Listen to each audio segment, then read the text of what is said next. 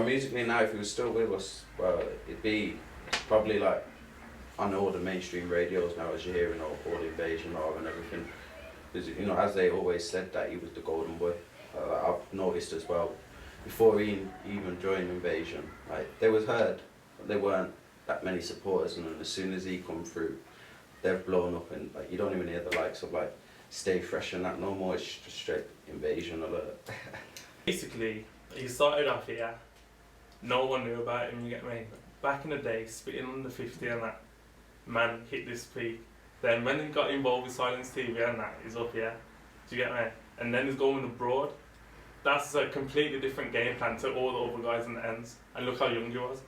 And that was just from a short burst. So during that over a long period of time, he would have been up there, man. Up there, 110%. Next thing, and especially like a few years from now, it would have just been mad.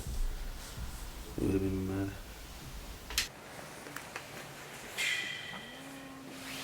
Up there, defo, keep up and up and up. Up and up and up, man. You see it from when he died, and you see all these celebrities and that talking about him, you get me, like, I ain't gonna lie, like, I was surprised when I'm seeing like JMA, obviously I knew Skepta was, Chipmunk, Krypton Conan, fucking, I'm thinking, I wonder if Depz would have known that, like, I don't know, but like, I wonder if he would have known, like, all these men obviously knew his name, like, they obviously had heard his tunes, one way or another, somewhere on YouTube or on Twitter, innit, and for a little guy from the ends, but it's what, he died at 18, we might as well, madness, bro, like, madness, fam, like, you compare him to set London rappers at like 25, 26, and I'm hearing some especially now that I'm more mature, I'm grown up, and I'm hearing some Depz tunes from back in the day with my brother and that, and I'm thinking, yo, how man writing these kind of metaphors and that at like 14, 15, like, and I'm only getting them now, even, I'm turning 21 soon, I'm thinking, boy, like, there was obviously there was something different in it, it's cut from a different set of cloth, definitely. Where would Depz be now music-wise? He'd definitely be up there with like Chip, 100%. He was on the verge of blowing. No one can say he was on the verge of blowing. No one. Birmingham MCs at the top, easily. Yeah, easily at the top. Easily. Very easily, like, I don't know. You definitely be at the top, but these, like, he's got something to him that no one else has got. He brought energy to music. He brought the whole grime thing back alive. If you ask me, the grime was going dead for me, but he brought it back alive in my house. Performing all around. I would say, yeah, all around the world, man. Because my man, his album, it's crazy. You know what I mean? It's nuts. It's actually nuts. Like, he'd be mashing it up, if I'm honest. Because he's young as well. I mean, people seem to forget that. Like, he'd be spitting about things and on a level with people that, and he was like rolling people who was above it, older than him, you know what I'm saying? And he can easily float with them because of who he was, you know what I mean? So, yeah. Depz has influenced my life tremendously, sorry. He basically makes me realise that, one, obviously, life is too short. He is a goal-getter. You gotta go and get what you want to go and get in life, do you know what I'm saying? There's no time to waste, just set your sights on something and do it. He definitely sent that message to everybody. Family and friends, fans and all sorts. Yeah, he's influenced it in a way that you can show that, like, once you put your mind to focus and aim for your goal that you want, you can actually get it no matter how many times you get pushed back or anyone tries to block you. There's always some way through, and he's proved that. And as you can see now, there's loads of people coming out and bringing out their music talents and their promos and all this and that now, so he's influenced a lot of people, not just myself. Deppy influenced me, like, mainly to pursue your dream, you know, like, you know, on his unfortunate passing, man's inspired me differently to actually leave a legacy for the youth that's there, you know what I mean? It's one thing to be talking and saying, yeah, things is getting out of hand. It's another thing to actually do something and be, like, dedicated to it, you know, put everything into it. No, like that. I would say yes, because basically he showed us from a very young age, don't matter about your age, it don't matter about people kicking you back. If you want to do it, you go and do it. If nothing gets handed to you on the plate, so if you want it, you got to go out and get it, and that's what he did. Yeah, man, like he influenced my life because, like I was saying, the last conversation we had with him, I was saying 4 years ago I was at his age. You get me? So to see everything that he was accomplishing at his age, compared to what a lot of people have accomplished at them ages, well far down the line, it's influential and inspirational. You see what I'm saying? Because the young boy doing what he wanted to do, didn't even get to grow to be a man. You see what I'm saying? Like, still a teenager, not even a young man like that. So, boy, especially when it comes to these new school MCs and this whole YouTube generation, he's done a lot which a lot of people ain't done yet and probably won't ever do. And he was just getting started. So, boy, you know what I mean? Depz influence me. Like, yeah, madly, I wouldn't be doing music if it weren't for my menu. Because he's the one that said, yo, you need to do this, you need to do this. I'm saying to him, oh, bro, I'm not interested. Like, I'm not on it. Like, he's dead to me. He's like, nah, you need to get involved. So I just listened to him, and then, by the way, he was just powering through the music thing. Like, you know how fast my man was going to the top. It's just inspiring, and it's like, wow, when he was young, he was doing it, and acting with it. So yeah, he inspired me, like, he influenced me in a big way. So. What message? Yeah. And when I listened to his when I first met him, obviously, you know, it was like it made me want to go and write, you know what I mean? So when his album dropped, obviously after what happened and that, I did really listen to it, you get me? I was like, yeah, you know what I mean? And I started getting more on this grime thing a bit more because I went onto the rap. And I rap and the grime, we do both, but I just found myself writing more grime bars, so yeah, definitely inspired me on that bit still. It's, well, him being around me, it's just taught me to seize the moment, basically. Just any opportunity you get, go for it. Don't let nobody tell you shit, nobody give you shit. Show respect. Like, he was a very, very respectful person, and that reflected on me as well. Like, he's like my little brother, man, so yeah, he's influenced me a lot, man. Definitely. In many ways. In many ways. First time I ever got arrested was with Depz. First tune I ever made with Depz. As long as I can remember, we getting into trouble together. Depz is like, he's got an energy about him that makes you feel safe and confident around him. So, yeah, it has influenced my life, yeah, in a lot of ways. But mostly for the good. Yeah. He influenced it differently before passing away, and in a different way after passing away. But like, I don't really want to get into all that. Oh God, what's my favourite memory of Depzman? I would say, like, I always used to just, like, from a young age we had good memories, but my recent ones were good. Like, we always used to go out clubbing and stuff, and whenever we used to see him in the club, he always had a smile on his face, always had a big bottle in his hand, and he wouldn't even say safety. I'd just be like, open up.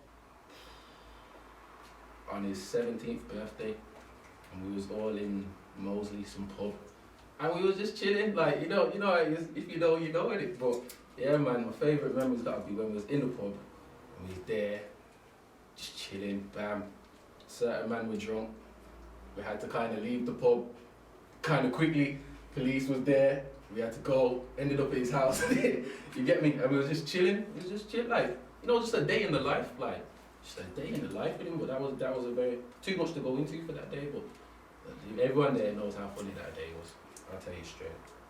Yeah, man. And the look he gave me on my face when I said I don't want to roll outside, and then I went to the door, and I said, nah, I didn't mean by the door, I mean I want to go inside. He looked at me like, blood, can't you roll down? I was thinking, yo, it's mad stuff. Yeah, man. That was, and then when we was inside and I was rolling, he's like, you still ain't rolling yet? Like, he was just basically putting the pressure on me still. He was putting the pressure on me still. Yeah, man, that was one of them. Like,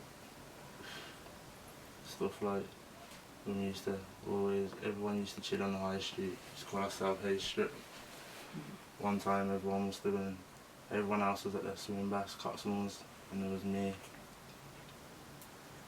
me, Cosmic, Depz, J2, P-Long, Cure, and we must have got on the bus and went up to meet them. Everyone else, we must have been throwing shit at them in the swimming baths, just fucking about, going to get changed, spraying shit under the freaking doors and shit. Just funny, just a high practice fast Depz. A busting joke in this studio here, out there, holding the meds. Yeah, definitely.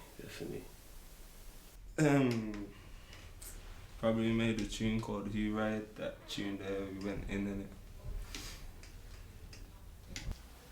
Being on holiday this last summer, just the whole he made the holiday, man. Yeah. And his 18th birthday, which was at my studio, that was sick as well. Favourite memory, I'd have year or day. If I was to think about favourite memory, there's too much memories to go through. But there was all good times with him, man. Not one bad word, not one bad memory. Favourite memory, Depz. Yeah, man, Peterborough, Gatecrasher, Kingsley Park, Power League, Kingsley Park in the snow. Yeah, all of that. Yeah, just being with him in general. You just remember it, you know, like that. It's not something that you can just forget easily. You remember a lot about him.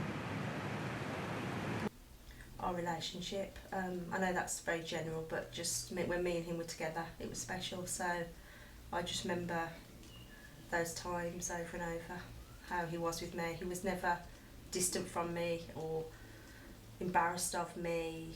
You know, he was happy to be out with me, go for meals with me. So I was very lucky to have that relationship with him. There's an old saying, what you can't carry on the train, carry on the brain, and we was talking about legitimate hustles and things like that. And yeah, as much as like you may need to do your thing to come to the studio, like being in a youth centre, probably something like that will probably threaten to sit on him, because I used to do that too. The last thing that I spoke to Depz about was an unfortunate day because it was a funeral, but you know, he just basically spoke to me to see if I was okay at this funeral that was at, and vice versa. The last time I talked to Depz, the last thing I saw to him was probably the same in the club, man. It's just like, yo, let's go buy a drink. Let's go fucking cut some shapes and that, you get me? The last time I seen Depz was the day before he last went on holiday. And that was, 2 weeks before he passed. We was in Cosmic Studios, me, Depz, Cardo and Cosmic, and we was just there chilling. And I was talking to him about when I was doing my thing and I was 18 and the level I was at and how times have changed, and now he's 18 and the level he's at. And I'm saying, so in the next 4 years when you become my age and I'm whatever, think of the level you're going to be at then. It was just some real talk, you get me? Just some real talk, man. Some real talk. The last thing I spoke to Depz about, he wanted to borrow my Louis Vuitton glasses. And he said to me, oh, do you want them back? And I was like, oh, nah, you can hold them in. He was like, are you sure? Are you sure? I'm like, yeah, bro, just hold them in. Just hold them. And that was the last thing I spoke to him about. I was on the 50 bus in King's Eve, and my man was telling me he needs to get on, I need to get on Twitter and this and that, giving me advice and that, when I should be giving him advice. But still, he's telling me about a few troubles he had. Then we just ended the conversation. Last time I saw him would have been in the studio that time when we made the beat, because he was busy doing his music and I was busy doing my music as well. So, but the last conversation we had, I don't know, but we was laughing. I don't know, we was busting joke. I know that it was something I can't really remember the exact conversation, but yeah, it was a good day. It was a good day. The last time I seen him and spoke to him was not long before he passed away, and I was outside probation, smoking a cigarette, waiting to go in, and I seen him walking from far, and I was at probation because of him. Long story, but I seen him from far and he came over and I was like, dickhead, you know why I'm here? And he just laughed and he was walking to Jay's and he was like, yeah, I'll see you later. This and that. Yeah, that was the last time we spoke and saw each other. Just a few hours before he went to the event, I spoke to him and he's saying that he got his he just got his first payment from 2 Real from the pre-orders, and he was telling me on the phone how much he'd made, and I was like, no way fam, like I'm proud of you. I got to tell him I was proud of him, congratulated him. My mum congratulated him because I told her, because I was sitting with my mum and we just left on good terms. He's like, yo, I'll see you tomorrow fam, and I was like, safe fam, see you tomorrow. And that was the last conversation we had. The very last thing was just how we always used to say goodbye to each other, which was he'd go out the door or bye, see you later. His friends would go and then he'd run back and then he'd be like, love you mum, love you Josh, be safe. 2.5 years. No, tell a lie. I seen him I was in town one time and I bumped into him. He took my number. As soon as I seen him, I just didn't know who it is. And he obviously clocked me from far. Big smile on his face, hyperactive, happy, jumping around. Depz. If I could let Depz know one thing, it was just that I genuinely loved you, bruv. Like love you, always will, and I promise to carry your immortality as long as I'm alive. People can't forget you at all. Just basically, if I was there, I would have backed. Do you know what I mean? I don't understand how people was there and never followed him outside. How are you going to let someone go out there by themselves? You don't do that. Do you get me? Even not to your fan, not to one of your man there, even an associate. You don't, someone you know, you just don't let them go out there and you know something can kick off. So if I was there, I would have backed you, and I love you, and just keep it 2 Real, man. Yeah, your family love you. Your true people love you, innit? You know what I mean? And yeah, just rest in peace, though. There's too many things to tell him, to be honest with you. It's a bit of a private one, man. I tell him all the time, he knows anyway, do you know, like that. It's a bit of a private one, but he knows anyway. I speak to him all the time. I mean, he probably knows this anyway, but if I could let Depz know anything, it'd be that I'm there for him. Like I said at the start, like he's like my family. Like I can see him once or twice a week. He's my family every day. It's a party, celebration. Let him know that, you know, if I was there, that I'd help him. I'd be able to help him that night, and I could promise him that I would have helped him. You know, even if it meant myself getting injured, then I would have helped him. But the main thing is that I love him. I kind of let him know in a mad kind of way through our last conversation that, yo man, I got a lot of respect for you, man, and keep doing what you're doing, and you know what I'm saying, I'm there for man, because, you know what I'm saying, but at the same time, what I would let him know now is that I had a lot of love for him still, and I would say I wish I did roll with him a bit more, but then again, obviously everyone's got their own personal whatever's going on, so I just personally never had that time there. But if I let him know anything, I let him know that, yo, definitely a good inspiration and to the youths then. He was going on the right path, man. You know what I'm saying? The message that could be learned from this incident. I think rule number 1, no knives. There's no need for knives and bats and guns and this and that. You ain't a bad boy if you carry a knife. There's no need for it. You know what I mean? You're taking something that could be not that serious and making it a serious situation by harming someone's life. Probably not in the way that you even intended to, but the end result's the same way. Because it just could end horribly, you know what I mean? People stop being stupid. If they got a problem, deal with it there and then. We got boxing gyms and every block around that ends in gyms, you know what I mean?